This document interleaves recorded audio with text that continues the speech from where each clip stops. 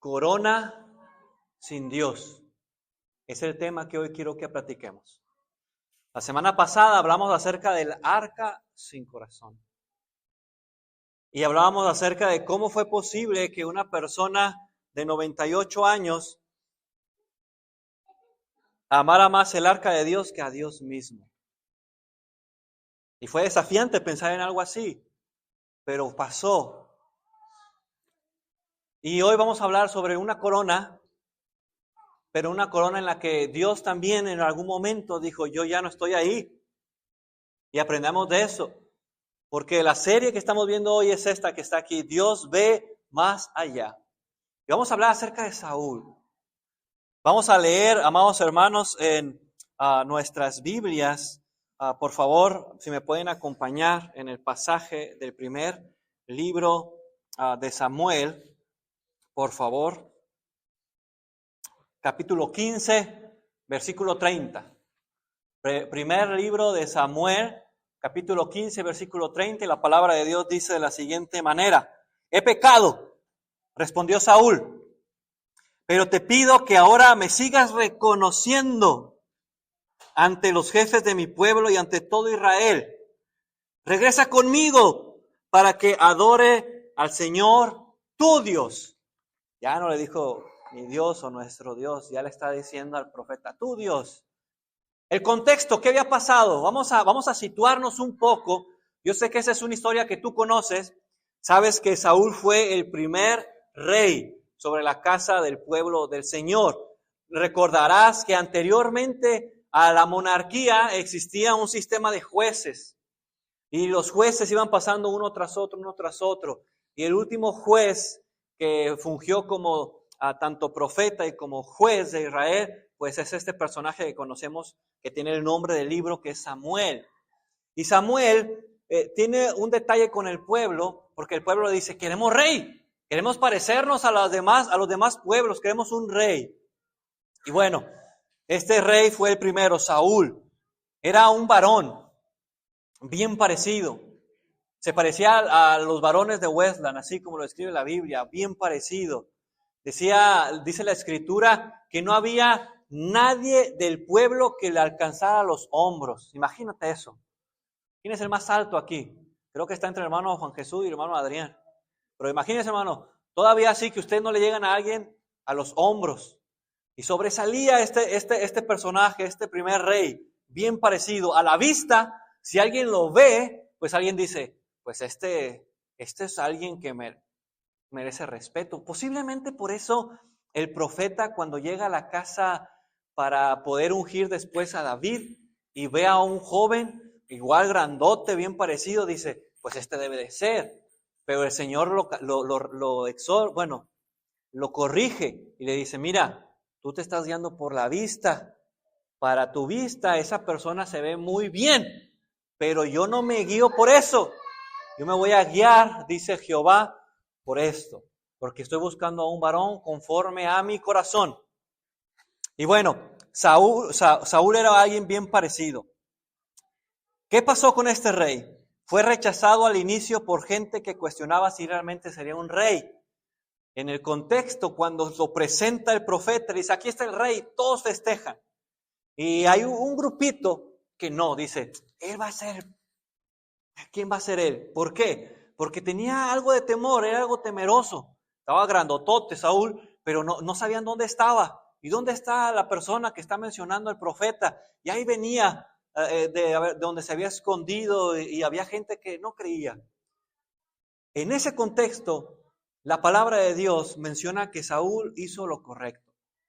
Es decir, no los tomó en cuenta, dice la palabra. O sea, las personas que estaban en contra de que él no lo reconocían, él actuó de una buena manera, dijo, no voy a poder agradar a todos. No voy a poder agradar a todos. Y si él hubiera seguido ese patrón durante su reinado, de que en su ministerio como rey, su principal papel era agradar a Dios y no a un grupito que a lo mejor está en contra, le hubiera ido mejor. Pero bueno, aquí encontramos, fue aceptado y validado por Dios, el pueblo y Samuel. Es decir, Dios, hermanos, no se equivocó en elegir a Saúl. Yo creo firmemente que Dios no se equivoca. Dios escogió a un rey, el primer rey, y Saúl tenía todas las características para poder ser un rey que gobernara correctamente sobre el pueblo. El detalle fue que Saúl tenía que tomar decisiones, así como fue con David. David tenía que tomar decisiones, pero las decisiones de Saúl lo llevaron a elegir más a la corona, al puesto, al título, que a Dios mismo. Se consolidó después de ganar su primera batalla para defender a familiares. Es decir, cuando no estaban tan de acuerdo con él que él fuera rey, hermanos, él va a una batalla, rescata y después todo el pueblo dice, ok, ganó la primera batalla, nos rescató de un pueblo que estaba en contra de nosotros, que estaba ahí ese pueblo tratando de hostigarnos, y el pueblo lo reconoce y lo levanta. Era de la tribu de Benjamín. Y es bien importante esto, quédate en tu mente con esto, de la tribu de Benjamín. Hay que preguntarnos, ¿qué hizo esa tribu? ¿De dónde viene? ¿Qué es lo que trae en su historia este personaje? Y en el versículo que leímos del capítulo 15, versículo 30, pecó contra Dios porque prefirió el reconocimiento de su pueblo, de la gente del liderazgo, antes que el de Dios. Él fue a una batalla y Dios le dijo, vas a entregarme el anatema, es decir, como es una batalla a la que vas, quiero que erradiques a todos. Y cuando es todos, es todos. Y entonces dice la Biblia, amado hermano, amada hermana, que cuando él llega, el pueblo le empezó a decir, ¿por qué mejor no guardamos el mejor del ganado? Porque ¿para qué lo vas a matar? Es más, lo guardamos y le entregas lo mejor a tu Dios. Pero mira, ¿y por qué vas a matar al rey?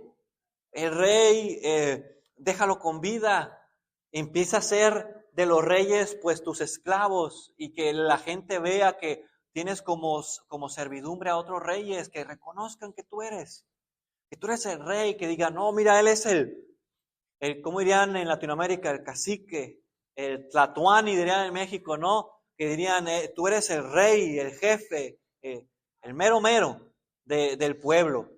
Pero esa no era la indicación por parte de Dios era erradica todo. Cuando no lo hace, recibe el mensaje, el profeta, por parte de Jehová, decirle, desecho a Saúl. Lo desecho porque él tiene y tuvo la oportunidad de haber sido el rey que yo yo quería que él fuera, y no lo hizo. Prefirió el reconocimiento de las personas. Es por eso que lo primero que quiero hablar es preguntarnos, ¿por qué? ¿Por qué este rey va a preferir el reconocimiento de las personas que de Dios? Es una pregunta que nosotros nos hacemos, y a veces pudiera ser que no notamos. Ahorita podemos juzgar a este rey y simplemente decir, pues, si yo hubiera sido Saúl, pues yo no hubiera buscado ese reconocimiento simplemente de los reyes, yo hubiera preferido el reconocimiento de Dios. Pero miren las palabras que se está usando la Biblia. Él de todo lo que está mencionando el profeta, que va a ser desechado, que va a escoger a otro rey, el Señor, él lo único que le va a decir al profeta, bueno, sé que pequé, sé que hice lo malo, sé que me va a desechar, pero te pido un favor. Esto no me lo quites. Esto no me lo quites. Sígueme reconociendo delante del liderazgo, de los ancianos, del pueblo. O sea, que la gente vea que yo sigo siendo rey. Y que aunque sea en apariencia, que la gente y los ancianos puedan ver que yo estoy bien con tu Dios. Pero eso, no me quites eso. Así que lo primero que quiero hablar, amados hermanos, que este rey Saúl tenía una corona desde la herida. ¿Te has lastimado en alguna ocasión? Cuando alguien se lastima su mano o su pie, ¿a alguien le ha pasado que en la planta de su pie se ha lastimado y tiene ahí se corta y camina con dolor? Y por más que quiera fingir y que vaya ahí despacio, apenas siente el dolor en la planta del pie y hace un movimiento, porque todo su caminar, todo su andar, esa herida lo está condicionando a algo.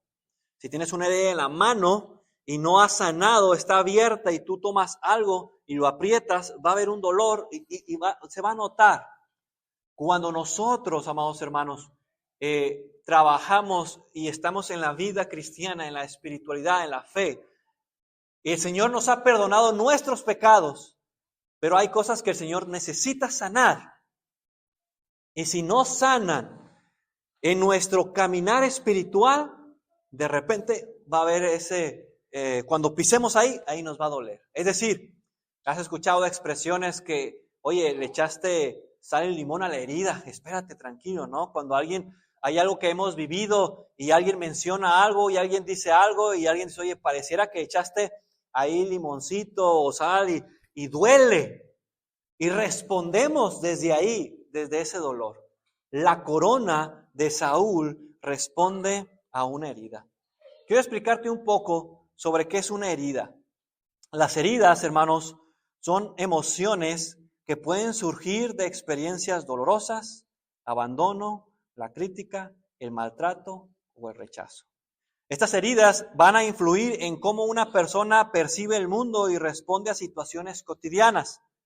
Por ejemplo, una herida que no sana se convierte en la voz que dirige nuestras decisiones. No, hermanos, espérenme. Yo las decisiones que estoy tomando son decisiones que están basadas de manera sólida. Pues hoy te quiero desafiar. Te quiero desafiar de que consideres, te autoevalúes, pienses, porque es posible que decisiones que estés tomando en tu vida estén surgiendo no meramente de algo espiritual, no meramente de algo ortodoxo, no meramente de la Biblia, no meramente de la inspiración en el Espíritu Santo, sino de una herida que cuando pisas se siente tal vez el dolor en la planta del pie y te está condicionando a tomar decisiones. La gracia de Dios no ignora nuestras heridas, pero no permite que sea tu identidad. La gracia de Dios quiere sanar, quiere purificar, quiere ayudar, pero la gracia de Dios no va a permitir que esa herida se vuelva, amado hermano, amada hermana, tu identidad.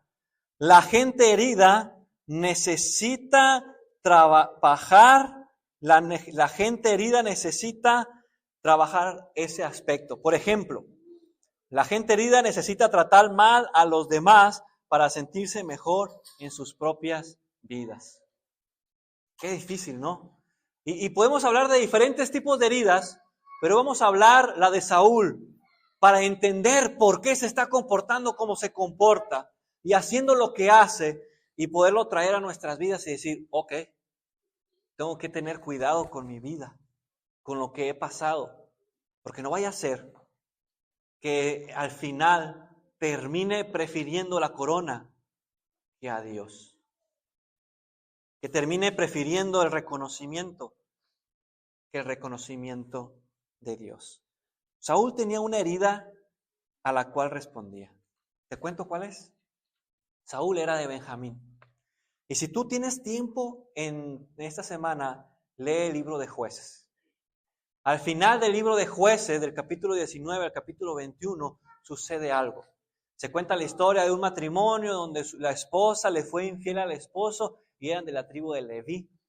Y en esa historia, que si tú piensas en las novelas, si hay, a las hermanas, ¿a quién les gustan las novelas? No vale mentir, hermanas, ¿eh? Sí, bueno, a los hermanos, ¿quién les gustan las películas de drama? Ahorita dicen que no, pero Pero miren, si ustedes leen esa porción de las Escrituras, van a decir, ¿por qué no han hecho una película de esto? Y mira, esta mujer le fue infiel a su esposo y entonces se va.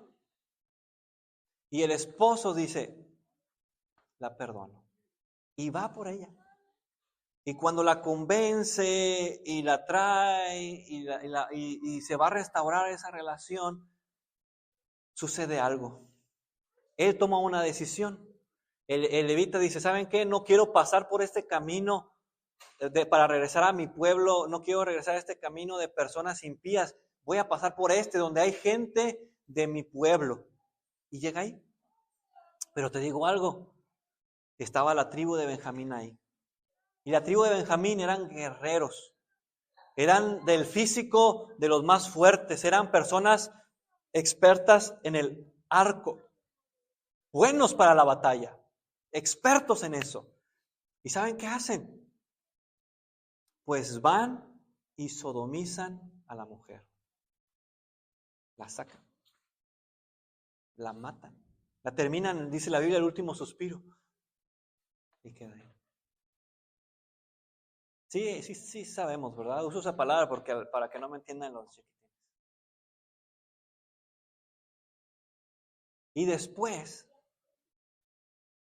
lo que hace el levita, parte a su esposa en varias partes para repartirla cada parte a las demás tribus. Y se juntan todas las tribus y les dicen, los de Benjamín hicieron esto. ¿Qué vamos a hacer? Y todos se enojaron. Dijeron, vamos a ir todos contra Benjamín. Hermanos, casi desaparecen la tribu de Benjamín. Pero ¿te imaginas la fortaleza de esta tribu que les mantuvo varias peleas? Los de Benjamín les ganaron varias peleas a todas las tribus. Juntas. Eran guerreros fuertes, pero eran malvados. Eran Belial, eran hijos de Belial, eran hijos malvados. Y si quieres conocer más esa historia, léelo, porque no se queda ahí. Le roban mujeres a otro pueblito para entregárselas como esposa a los que habían quedado de Benjamín. Pero imagínate crecer en un contexto de rechazo. Los de Benjamín, esos de Benjamín son malos, son violadores, sodomizan, asesinan. Esos de Benjamín son esto, esos de Benjamín. Imagínate, dieron el matrimonio a varias doncellas que ya cuando estuvieron a punto de desaparecer esta tribu, pero para que no desapareciera, se arrepintieron los de las demás tribus, dijeron, nos arrepentimos, ¿cómo es que vamos a erradicar a nuestros propios hermanos? Bueno, vamos a darles mujeres para que vuelva a crecer. Pero imagínate que llegan y agarran doncellas y se las quitan y se las dan a estos hombres malvados. Imagínate estas pobres mujeres. Oye, ¿de dónde? Espérame, ¿por qué me están robando? ¿Por qué me están dando? Si ellos son malos. Ahora imagínate el contexto de los hijos, de los nietos, las historias. ¿De qué pasó? ¿Qué pasó con estos varones malvados? Saúl viene de esa descendencia. No por nada vas a notar que Saúl ve el rechazo del pueblo. La principal tentación, la herida de Saúl es el rechazo de su tribu, por ser benjaminita, por todo lo que pasó en la historia con él. Esa es su herida. Y cuando él va a responder, cuando él va a ver el mundo a través de esa herida, es que a él le va a costar mucho ser rechazado por el pueblo. Imagínense crecer en una tribu así, rechazado por todos y luego probar la aceptación de la gente. Como rey, los de Benjamín, reivindicó a la tribu de Benjamín otra vez. O sea, imagínense volver a decir, quité lo malo de tal vez que había de fama de Benjamín. Pero cuando viene el rechazo, esa es su herida. Él quiere la aceptación del pueblo, él quiere la aceptación del puesto, él quiere la aceptación de la corona, aún si le cuesta su relación con Dios. Por eso, cuando se escucha un canto a lo lejos, se escucha un canto a lo lejos y en ese canto dice, Saúl mató a sus 1000, pero David a sus 10,000. Saúl está respondiendo desde su herida cuando dice, ese David no me va a quitar lo mío, porque lo mío es el reino, yo soy el rey, no me lo va a quitar. Le duele. Esa es su herida, amado hermano. Saúl creció con este estigma de rechazo. Su herida era la búsqueda de la aceptación. La buscó en la gente que rechazaron a sus antepasados. Pero él debió buscar la aceptación de Dios para sanar su herida. Todos los que estamos aquí tenemos heridas, hermanos. Por más que queremos hacernos así, para un lado. O decir, es para alguien más, pero no para mí. Todos tenemos heridas. Y todos en algún momento respondemos y vemos la vida a través de esas heridas. Necesitamos sanarlas. Y la única forma de que sean sanas es a través de nuestro Señor Jesús. Es a través de su gracia, a través de su amor y a través de reconocerlas. Todos tenemos esas heridas de donde echamos mano para responder. Te cuento una historia.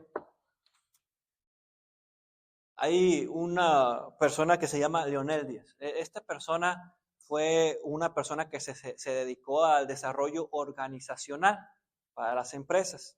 Y él contaba que le tocó en una ocasión dar una conferencia a pura gente empresaria de mucho dinero. Eran gerentes o CEOs en México. Y entonces él se los llevó como a un tipo retiro para hablar con ellos y para hablar aspectos difíciles de la vida. Y entonces entre todos ellos había uno de los gerentes más antiguos que era muy rico y él les puso una forma, una dinámica para empezar a hablar y total al final la dinámica ellos agarraron una piedra y empezaban a hablar cosas de su vida, pero él contó algo muy revelador de este personaje que nos sirve de ilustración de cómo una herida puede empezar a definir decisiones y ver todo lo que hay al exterior. Y dice que este personaje nunca podía quitarse sus zapatos. En una de las cosas que tenía que hacer con ellos era, hay que quitarse los zapatos. Y él no se los quitó. Dijo, no, yo no puedo andar sin zapatos. Dijo, ¿cómo? Hay que quitarse los zapatos. Total, dijo, ok, no te los quieres quitar, puedes quedártelos. Después, cuando siguió toda esta dinámica para trabajar con ellos, en la última que les platicaba la piedrita, sacó todo. Y dijo, en mi infancia nunca tuve zapatos. Y empezó a llorar, a quebrarse. Nunca tuve zapatos. Fui a la primaria, fui a la secundaria, en la secundaria tuve mi primer par y me prometí algo. Iba a tener mucho dinero para comprarme zapatos. Dice, en la actualidad, dice, tengo un cuarto lleno de zapatos nuevos. Zapatos que nunca he usado, zapatos que me sobran, pero ahí los tengo todos acomodados. Y siempre uso zapatos. No hay día que yo ande descalzo. Dice, nunca voy a volver a andar descalzo en mi vida. Amado hermano, amada hermana, si no se sana la herida, se convierte en nuestra identidad. La identidad de este personaje eran sus zapatos. Si le quitaban los zapatos, él sentía que ya dejaba de ser quien era. Su estatus, su esfuerzo, su logro. Pero Dios quiere decirte, no está en tus zapatos tu identidad, está en mí.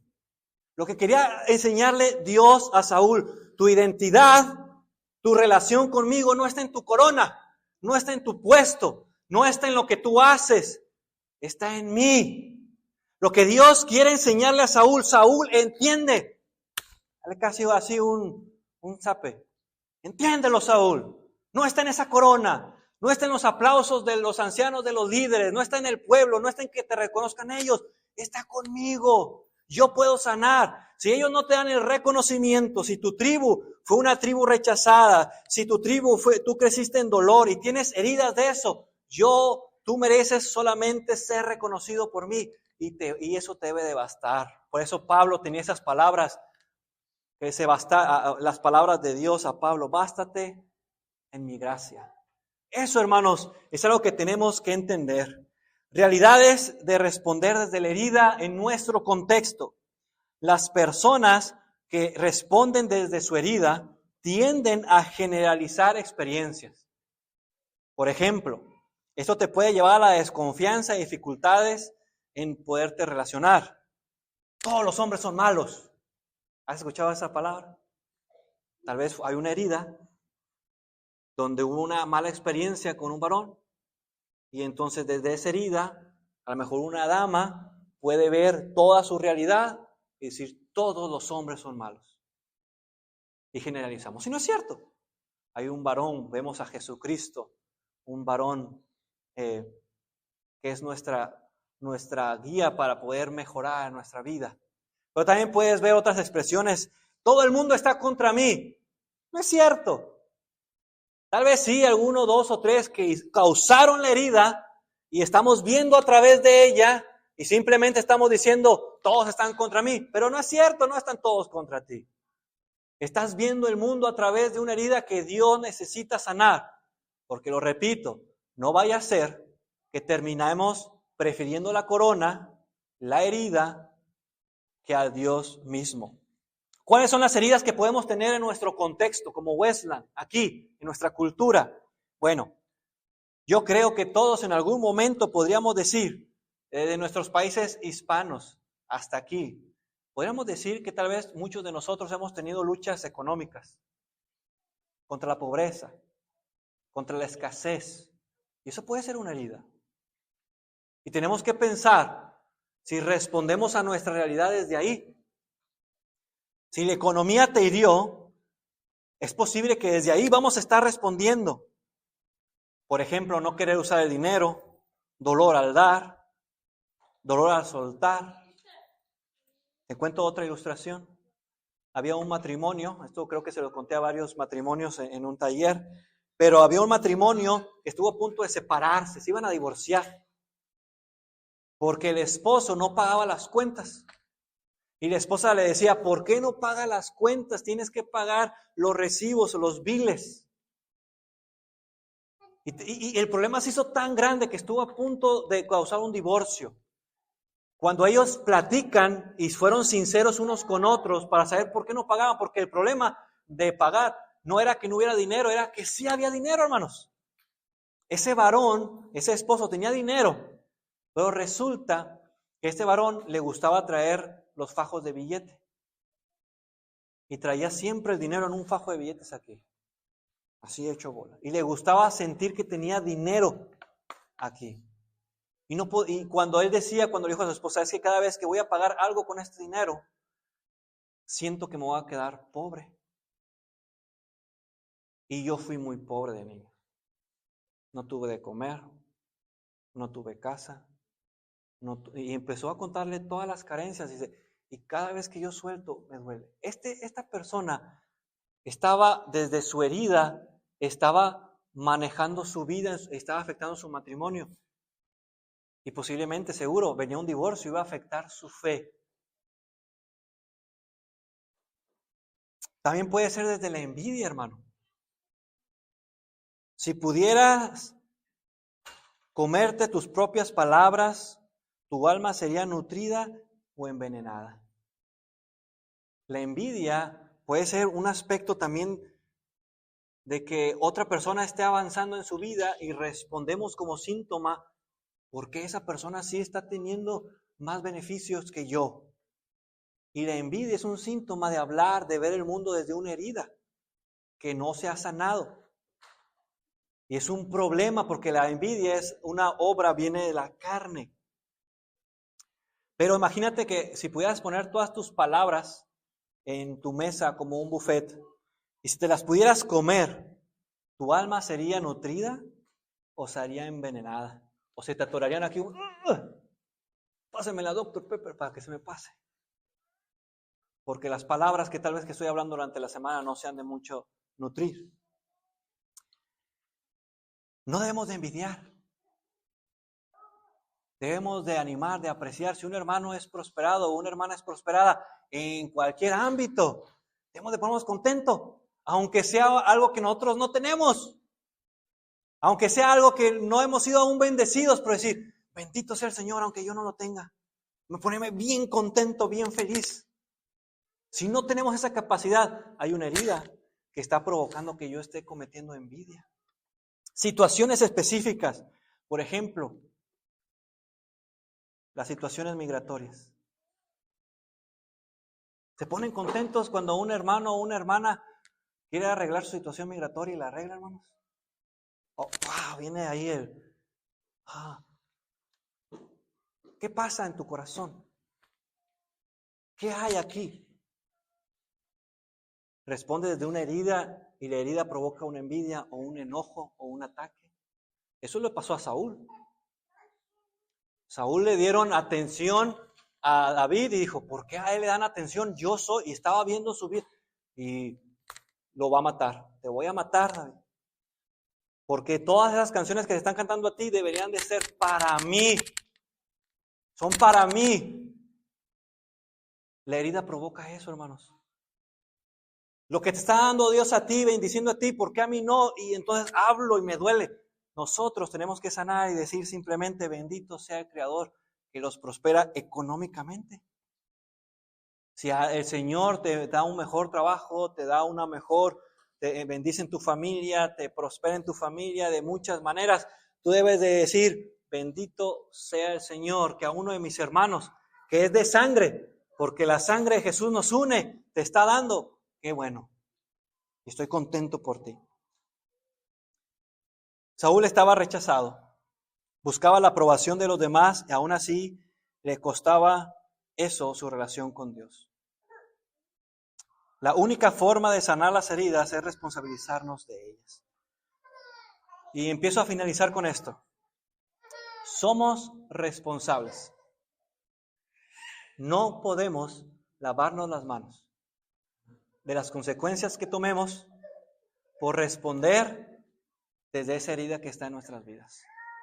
Dios te eligió a pesar de las heridas que puedas haber tenido en toda tu vida. Dios eligió a Saúl a pesar de ser y de venir de Benjamín. Dios eligió a David, aún a pesar también de sus defectos que tenía. Pero Dios también nos eligió a ti y a mí a pesar de todo el historial que traemos. Nos perdonó de nuestros pecados, pero es necesario que nos pongamos a los pies del doctor. Los dos son parte, tú y yo somos parte de la responsabilidad de sanar. Dios se ofrece como doctor, pero nosotros tenemos que reconocer que hay algo que sanar. Advertencias. No confundas esa herida o esa sombra o eso que está ahí en tu vida con tu personalidad. Oh, hermano, yo soy así. No, hermano, es que, o vestir eso, no, es que así debe ser, hermano, mira, y justificarlo, y hasta podemos usar la Biblia. No, hermano, mira, es que aquí, y vestimos, maquillamos esa herida. No, hay que hacerse responsable. No, ¿sabe qué, hermano? Sí, estoy batallando con una herida. Puede ser esta. Y yo creo que todos los que estamos aquí, si volteamos a ver nuestro pasado, nuestra infancia, nuestra juventud, nuestra estancia aquí, en algún momento hubo algo que atajó y que se necesita sanar. No la defiendas, sánala. No son los demás, eres tú. Casualmente, hermanos, pasa que también uno de los síntomas es que no soy yo, son los demás. No soy yo, Saúl, que mira cómo soy, ando enojado todo el tiempo. No soy yo, Saúl, que desobedezco a Dios. No soy yo, Saúl, que estoy desechado por Dios. No soy yo, es David. Ese David, mira, él es esto, la gente no sé por qué lo quiere más, mira, no sé, me está quitando a mi familia, a mi hija, a mi hijo, a Jonathan. No soy yo, es él. No, hermano, ya estamos grandecitos, ¿sí o no? ¿A poco no? No hay que echarle la culpa a los demás. Hay que hacerse responsables uno mismo, ¿no? Ok, esta es parte de mi responsabilidad. Solo Dios puede hacerlo. Trae tu herida al Señor, reconócela, háblala, ora. Saúl fue coronado rey, pero fue gobernado por sus heridas. Perdió el trono porque nunca dejó que Dios sanara su corazón. Tú y yo también llevamos heridas: el rechazo, la pobreza, la envidia, la vida misma. Pero no puedes permitir que tu herida tenga la última palabra. Una herida no sanada siempre buscará aplausos, pero un corazón sano busca a Dios. El hombre que vive para la aprobación de los demás pierde su identidad. El que vive para Dios encuentra su propósito. La herida te marca, pero no te define. Solo Cristo tiene el derecho de definir